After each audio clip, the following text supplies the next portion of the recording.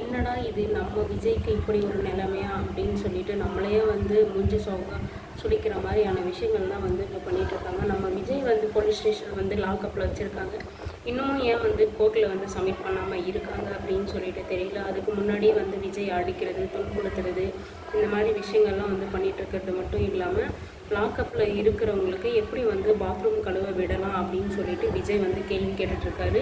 இப்போ நீ போய் செய்யலைன்னா நேற்று கொடுத்த அடியோடு இன்றைக்கி நிறைய விழுந்துடும் அப்படின்னு சொல்லிட்டு விஜயவே மிரட்டி விஜயை போயிட்டு ஸ்டேஷனில் இருக்கிற பாத்ரூமை கழுவ வைக்கிறாங்க. என்னடா இது விஜய்க்கு இப்படி ஒரு நிலைமையா? எங்கே எப்படி இருந்த மனுஷன் இன்றைக்கி வந்து செய்யாத தப்புக்கு வந்து உள்ளே வந்து இருக்கிறது மட்டும் இல்லாமல் இப்படி பாத்ரூம் எல்லாம் கழுவி விடுறாங்க அப்படின்னு சொல்லிட்டு நல்லா வசதியாக வாழ்ந்த பையன் இந்த மாதிரியெல்லாம் இருந்துட்டு இப்போ வந்து இங்கே கஷ்டப்படுறாரு அப்படின்னு சொல்லிட்டு நினைக்கும் போது நமக்கு ரொம்ப கஷ்டமாக தான் இருக்குது. அது மட்டும் இல்லாமல் அந்த டைமில் வந்து நம்ம மல்லியும் வந்து போலீஸ் ஸ்டேஷனுக்கு வந்து வராங்க. நம்ம விஜயை வந்து இந்த அளவுக்கு கஷ்டப்படுத்துகிறாங்களே அப்படின்னு சொல்லிட்டு மல்லி வந்து ரொம்பவே ஃபீல் பண்ணுறாங்க. அது மட்டும் இல்லாமல் நீங்கள் எதுக்குங்க இந்த மாதிரி வேலையெல்லாம் பார்க்குறீங்க அப்படின்னு சொல்லிட்டு நம்ம விஜயவே வந்து மல்லி கேட்குறாங்க. பட் ஏன்னா அங்கே ஒன்றும் பண்ண முடியாது. போலீஸ் ஸ்டேஷனில் இன்ஸ்பெக்டரோ இல்லை பெரிய அதிகாரி யாரோ அவங்க சொல்கிறத தான் எல்லோரும் செஞ்சாகணும். ஸோ இந்த ஒரு விஷயத்த வந்து மல்லி வந்து எப்படி எடுத்துகிட்டு அங்கே சண்டை போட போகிறாங்களா, இல்லை நம்மளோட நிலமை என்ன பண்ணுறது, நம்ம செஞ்சு தான் ஆகணும், உண்மையை வெளியே கொண்டு வரணும்ல அப்படின்றதுக்காக மல்லி வந்து போராட போகிறாங்களா என்ன அப்படின்னு தெரியல. மல்லிக்கு வந்து ராஜ் மேலே டவுட் இருக்குது. ஆனால் வந்து ஆதாரபூர்வமாக வந்து எதுவுமே இல்லை. இவ்வளோ நாளாக வந்து சுடர்னு சொல்லிட்டு ஒருத்தி இவங்க 2 பேரையும் வாழ விடாமல் சேர்ந்து வாழ விடாமல் வந்து டார்ச்சர் பண்ணிகிட்டு இருந்தா. இப்போ அவள் செத்துமே வந்து இவங்கள வாழ விடாமல் வந்து இப்படி பண்ணிகிட்ருக்காங்களே அப்படின்னு சொல்லிட்டு இன்னமும் வந்து சுடர் செத்தது வந்து கன்ஃபார்மாக தெரிலங்க.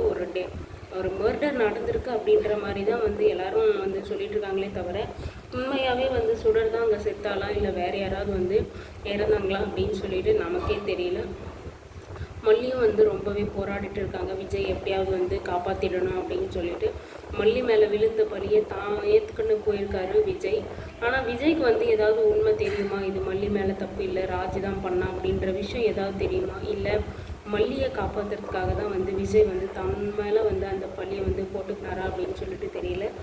இந்த ராஜு வந்து ஓவராக வந்து வீட்டில் ஆடிட்டுருக்கான். மல்லியாக தான் நீ பண்ண கொலைக்கு தான் வந்து இப்போ என் தம்பி வந்து தண்டனை அனுபவிச்சிட்ருக்கான், எல்லாமே உன்னால தான் அப்படின்னு சொல்லிட்டு மல்லியவே பிடிச்சி ராஜு வந்து தேடிட்டு இருக்காங்க.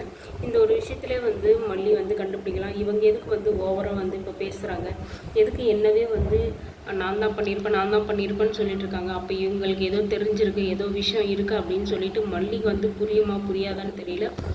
பார்க்குற நமக்கு வந்து புரியுது நல்லாவே. ராஜு தான் வந்து ஏதோ பண்ணியிருக்கா, எதுக்கு ஓவராக வந்து மல்லியை வந்து இவ டார்ச்சர் பண்ணிட்டு இருக்கா அப்படின்னு சொல்லிட்டு.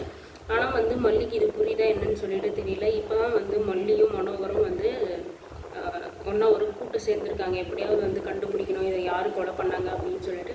அதாவது நான் என் கிச்சனில் வந்து யூஸ் பண்ணுற கத்தி மாதிரியே தான் எடுத்துகிட்டு அங்கே போயிருக்காங்க. அந்த வச்சு தான் வந்து சுடரை வந்து கொலை பண்ணியிருக்காங்க. அப்போ இந்த பழி வந்து என் மேலே விழணும்னா வந்து யாரோ வந்து செஞ்சுருக்காங்க அப்படின்ற விஷயத்த வந்து மல்லி வந்து புரிஞ்சுக்கிறாங்க. அப்போ இதுக்கப்புறம் என்ன, அது யார், அந்த கத்தியை கொண்டு போனது யார், எதுக்காக என் மேலே பழி போடுறாங்க அப்படின்றத கண்டுபிடிக்கிறது மட்டும்தான் வந்து இன்னமும் இருக்குது. அது கண்டுபிடிக்கிறதுக்குள்ளேயே வந்து விஜய் எங்கே இது டார்ச்சர் மேலே டார்ச்சர் பண்ணிகிட்டு இருக்காங்க. ஒரு பக்கம் வந்து ராஜி வந்து எப்படியாவது வந்து மல்லியை வந்து போட்டு தள்ளிடணும் அப்படின்னு சொல்லிட்டு ட்ரை பண்ணாங்க. அது முடியாமல் அது வந்து இப்போது விஜய் மேலே போயிடுச்சு. விஜய்க்கு உண்மை ஏதாவது தெரிஞ்சு தான் இவர் சைலண்டாக இருக்காரா, இல்லை நம்ம மல்லியை காப்பாற்றணும், எப்போ பாரு எல்லாரும் மல்லி மேலேயே பழிய போடுறாங்களே அப்படின்னு சொல்லிட்டு உண்மை தெரிஞ்சால் வெளியே சொன்னால் மல்லிக்கு ஏதாவது ஆபத்தாயிடும், நம்ம குழந்தைக்கு ஏதாவது ஆபத்தாயிடும் அப்படின்னு சொல்லிட்டு வந்து அமைதியாக வந்து மேலே வந்து பழியை போட்டுட்டு போயிட்டாரா விஜய் அப்படின்னு சொல்லிட்டு தெரியல. விஜய் சைலண்டாக இருக்கிறத பார்த்து எனக்கு என்னமோ அவருக்கு எதுவும் தெரிஞ்சிருக்கு, அதனால தான் வந்து இப்படி ஒரு பிளானை வந்து விஜய் போட்டிருக்காரு அப்படின்னு சொல்லிட்டு நினைக்கிறேன். இது கூடிய சீக்கிரமே வந்து இது ராஜியோட வேலை தான் அப்படின்னு சொல்லிட்டு ராஜியும் வந்து ஸ்டேஷனுக்கு போக தான் போகிறாங்க.